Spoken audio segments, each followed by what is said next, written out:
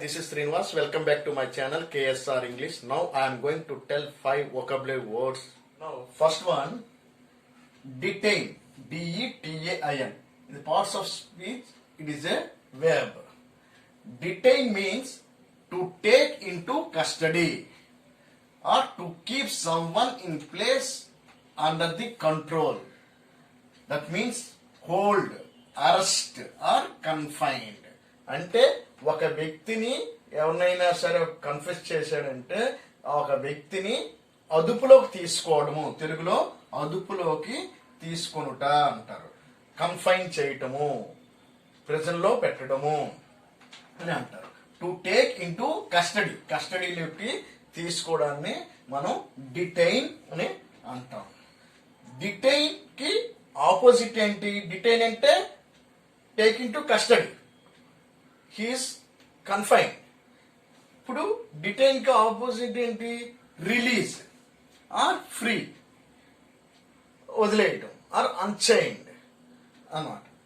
ఇప్పుడు దీనికి మనం ఎగ్జాంపుల్స్ తీసుకుంటే, he was arrested and detained for questioning.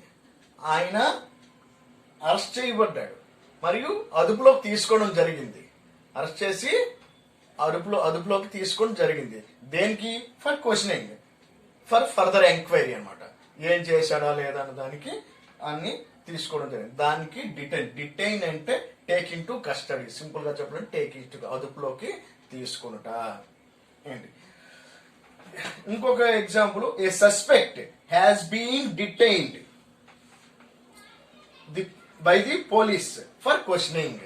అనుమానితుల్ని, అనుమానాస్పదంగా తిరుగుతున్న వ్యక్తిని, లేదా ఆ కేసుతో సంబంధం, లేదా ఆ ఇన్సిడెంట్ తో సంబంధం ఉందా లేదా అనే ఒక అనుమానంతో అనుమానితుడిని అదుపులోకి తీసుకొని క్వశ్చన్ చేయడం జరుగుతుందని దానికి కూడా అవుతుంది. రీసెంట్ గా మనం పేపర్లో, ఇది న్యూస్ పేపర్లో వచ్చేది అనమాట. ఇది కూడా ఒక ఎగ్జాంపుల్ కింద తీసుకోవచ్చు. Telangana Congress working president Revanth Reddy detained late night by the police. Okay, ఇది మనకి ఒక ఎగ్జాంపుల్. అంటే మనం పేపర్లో, న్యూస్ పేపర్లో మనం చూస్తుంటాం. ఇది ఇండియన్ ఎక్స్ప్రెస్ లో వచ్చింది. Telangana Congress working president Revanth Reddy detained late night by police. ఇలాగా డిటైన్ అంటే అదుపులోకి తీసుకునుట, టేకింగ్ టు కస్టడీ అని మనం దీన్ని ఇలా చెప్పు. ఇది పార్ట్స్ ఆఫ్ స్పీచ్ లో వెర్బ్ అన్నమాట. Now second one, impose. IMPOSE, impose. It is a verb in parts of speech. Impose means to force someone or to implement by force or take advantage of. దీన్ని తెలుగులో విధించడము, విధించుట అని అంటారు, లేకపోతే implement చేయటము అని అంటారు. ఓకే, దీన్ని ఆపోజిట్ టు ఇంపోజ్, ఆపోజిట్ ఏంటి? Remove or disburden. బర్డెన్ లేకుండా చేయటం, లేకపోతే రిమూవ్ చేయడం. ఇంపోజ్ అంటే విధించడం, అంటే దాన్ని అమల్లోకి తేవటం, దాన్ని అంటారు. దీనికి ఎగ్జాంపుల్ చూసుకుంటే మనకి బాగా క్లియర్ గా అర్థం అవుతుంది. The government imposed a new tax on farmers. Okay, రైతుల మీద న్యూ ట్యాక్స్, కొత్త ట్యాక్స్ అనేది ఇంపోజ్ చేశారు, అంటే విధించారు అని అంటాం అన్నమాట. ఓకే, దానికి ఇంపోజ్డ్ అంటాం. ఇంపోజ్డ్ అంటే విధించడము, ఇంప్లిమెంట్ చేయటము, అమల్లోకి తేవటం, అమల్లోకి చేయటము అనమాట. అలాగే ఇంకోటి, we should not impose our opinion on other people. మన తాలూకా ఒపీనియన్ ఇంకొకరి మీద విధించకూడదు, ఇంకొకరి మీద రుద్దకూడదు అంటాం కదా, దానికి కూడా ఇంపోజ్ అని మనం అంటాం అనమాట. అయితే ఇంకా ఇంకొకటి ఎగ్జాంపుల్ ఏంటంటే, ఇది కూడా మనకి న్యూస్ పేపర్లో మనం తీసుకోవడం జరిగింది. ఇది ఇండియన్ ఎక్స్ప్రెస్ లో. ఇది కూడా ఏంటంటే, the municipal corporation of Srikakulam imposed ban on using of plastic are polythene bags. Srikakulam municipal corporation ఈ ప్లాస్టిక్ మీద, ప్లాస్టిక్ కవర్స్ కానీ ప్లాస్టిక్ బ్యాగ్స్ కానీ వాడకూడదని ఒక బ్యాన్ ఇంపోజ్ చేసింది. ఇంపోజ్ అంటే విధించింది అన్నమాట. అంటే స్ట్రిక్ట్ గా అమలు చేయటము, స్ట్రింజెంట్ గా అమలు చేయటాన్ని, దాన్ని ఇది అంటారు అనమాట. సో ఇంపోజ్ అంటే ఇది verb, to force some one to do something, to implement by force లేదా విధించుట అని మనం అంటాం. Third one loath, LOATHE, loath. It is an adjective in parts of speech. Okay, loath means to hate someone or something. Okay, or unwilling, or reluctant to do, or averse, or hate, dislike, disgust for something. ఇవన్నీ కూడా మనం అంటాం అన్నమాట. లోత్ అంటే అసలు తెలుగులో ఏమంటే అసహించుకోవడం, చేదరించుకోవడం, లేకపోతే ఒక పని చేయడానికి ఇష్టపడకపోవడం, అయిష్టం, దానికి మనం లోత్ అని కూడా అంటాం. లోత్ అనేది పార్ట్స్ ఆఫ్ స్పీచ్ లో adjective, to hate some one or something, or unwilling, or reluctant, or unlike, or dislike అని అంటాం అన్నమాట.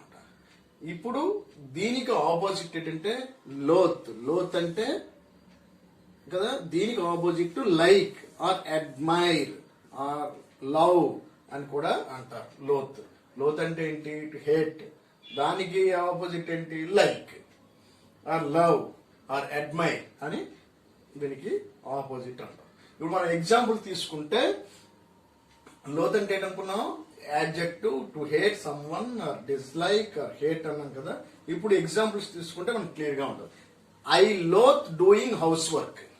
నా ఇంటి పనులు చేయడం అంటే నాకు చాలా చిరాకు, చాలా అసలు ఇష్టం ఉండదు ఏంటి అని అంటాం కదా. లేకపోతే నాకు అసహ్యం, అన్ని నేను చేయలేను అంటాం కదా. అదనమాట మోస్ట్ డిస్గస్టింగ్ థింగ్ అంటాం. అది లోత్ అంటే అది. ఇంకా దీనికి ఇంకో example, do you like to do this? అది నీకు చేయడం ఇష్టమా అంటే నో, ఐ లోత్ ఇట్. నాకే చేయడం ఇష్టం ఉండదు అని, నాకు అది అసహ్యరా బాబు, నేను చేయను అని అంటాం. దానికి లోత్ అని అంటాం. He was loath to admit his mistake. ఇక్కడ he was loath to admit his mistake అంటే అతను తప్పు ఒప్పుకోవడానికి ఆడు మనసు ఒప్పుకోదు అనమాట. అంటే ఏంటి? ఆడు ఇష్టపడ్డు, unwilling. So he was reluctant to admit his mistake. Simple గా చెప్పాలంటే he was reluctant to admit his mistake, or he was loath to admit his mistake. So admit అంటే, లోత్ అంటే ఇక్కడ ఏంటంటే రిలక్టెంట్ అని కూడా అంటాం అన్నమాట. Now fourth one, mock, MOCK, mock. ఇది పార్ట్స్ ఆఫ్ స్పీచ్ లో it is an verb. Okay, parts of speech లో it is a verb. Mock అంటే to tease or make fun of. Okay, or to laugh at some one అంటే కొద్దిగా ఎగిలిగా నవ్వటం, లేదంటే ఎటకారంగా నవ్వటం. దాన్ని టు ఇమిటేట్, లేకపోతే వాళ్ళని అనుసరించడం. వాళ్ళు ఎలా మాట్లాడుతున్నారో కొద్దిగా ఎక్కిరిస్తూ మనం మాట్లాడతాం కదా. దాన్ని తెలుగులో ఏంటంటే వెక్కిరించు, ఆరు ఎగతాళి చెయ్యు అని అంటాం అన్నమాట. మాక్ అంటే to tease or make fun of, or to laugh at some one. ఇప్పుడు మనం ఏదైనా ఎవరైనా పడిపోయారు అనుకోండి, వెళ్తూ స్లిప్ అవుతూ పడిపోయారు అనుకోండి, అప్పుడు మనం నవ్వుతాం కదా, పడిపోయారు ఆ విధంగా అన్నమాట. అప్పుడు ఆ విధంగా మనం ఎవరినైనా ఇన్సల్ట్ చేసినా సరే, ఎవరినైనా సరే కొద్దిగా ఇచ్చేసినట్టు ఎక్కిరించడాన్ని అంటారు. ఎవరైనా బట్టలు చిరిగిపోయి దాన్ని మాకింగ్ అంటారు అనమాట. ఓకే, మాక్ అంటే దానికి ఆపోజిట్ ఏంటి? మాక్ అంటే ఎగ్నెస్ట్ గుడ్ హ్యూమర్డ్, లేదా జెన్యున్ గా ఉండడం, ఉన్నది ఉన్నట్టుగా చెప్పడం, జెన్యున్ గా ఉండడం, లేదా గుడ్ హ్యూమర్, సరదాగా ఉండడం అని దాన్ని ఆపోజిట్ లో మాక్ కి అంటారు అనమాట. లేదా ఫ్రెండ్లీగా ఉండడం అని అంటారు. ఇక్కడ దీనికి ఎగ్జాంపుల్ చూసుకుంటే, is always mocking my accent. Is always mocking my accent. Okay, ఇక్కడ మన తాలూకా యాక్సెంట్ అంటే ఒక్కొక్కరు ఒక్కొక్క యాక్సెంట్ ఉంటుంది. శ్రీకాకుళం వైపు ఎవరైనా మాట్లాడారనుకో, మిగతా వాళ్ళు మాక్ చేస్తారు, ఎక్కిరిస్తారు, ఏంటి యాక్సెంట్ అని. అలాగే మనం ఇంకొక తెలంగాణ కానీ, ఈస్ట్ కానీ, వెస్ట్ కానీ, ఈస్ట్ కూడా వాళ్ళ యాక్సెంట్ డిఫరెంట్గా ఉంటుంది. వాళ్ళకి మాక్ చేస్తారు. దాన్ని he always mocking my accent. ఆ యాక్సెంట్ని వాళ్ళు అతను ఎప్పుడు ఎక్కిరిస్తూ ఉంటాడు అని అర్థం. They were mocking him because he kept falling of his bike. ఏంటి ఆ బైక్ మీద పడిపోయినప్పుడు వాళ్ళు నవ్వారు, లేకపోతే ఎట్కరంగా చేశారు, ఎగతాళి చేశారు అని దాన్ని కూడా మనం మాకింగ్ అని అంటాం. ఇంకో example, she made fun of him by mocking his lymph. Lymph అంటే ఏంటంటే కుంటడం, ఆ అభిప్రాయం లేకపోతే ఇలా కుంటుకుని రావడాన్ని కూడా ఇలా చేస్తారు, కొంతమంది ఇలాగా చేస్తూ ఇమిటేట్ చేస్తారు, దాన్ని కూడా మాక్ అని అంటాం అన్నమాట. మాక్ అంటే ఎక్కిరించు, లేకపోతే ఇమిటేట్ చేయు, ఇలా చేస్తున్నాడు రా అని చెప్పి ఆయన అనుసరించి ఇమిటేట్ చేసి ఎక్కిరిస్తారు కదా, దాన్ని మాక్ అని అంటారు. Now fifth one, stingy. STINGY, stingy. It's parts of speech in it is an adjective. Okay, stingy means unwilling to spend money, or miser, or penurious, or ungenerous. అంటే లోబి లేదా మనం పిసినారి అంటాం కదా, మనం ఏం డబ్బులు అసలు ఇది ఖర్చు పెట్టడరా, డబ్బులు ఏం ఖర్చు పెట్టడం అంటాం కదా, వాళ్ళని స్టింజీ పర్సన్ అంటారు. అది యాక్చువల్లీ స్టింజీ అంటే they will not spend a single Penney for even for necessities. అంటే అవసరాలకు కూడా ఖర్చు పెట్టను అని కూడా వాళ్ళ వ్యక్తిని మనం స్టింజీ పర్సన్ అని అంటాం. ఓకే, స్టింజీ అంటే లోబి, పిసినారి అంటారు. Stingy, generous. ఇప్పుడు మామూలుగా ఖర్చుని అదుపులో ఖర్చు పెట్టే వ్యక్తిని ఏంటంటే ఎకానమీ, ఈజ్ వెరీ ఎకానమిక్ అంటే ఏంటి, చాలా పొదుపుగా ఖర్చు పెట్టండి. కానీ స్టింజీ అంటే అవసరాలకు కూడా ఖర్చు పెట్టిన వ్యక్తిని స్టింజీ అంటాం అన్నమాట. మెయిన్గా ఎకానమిక్ వేరు, స్టింజీ వేరు.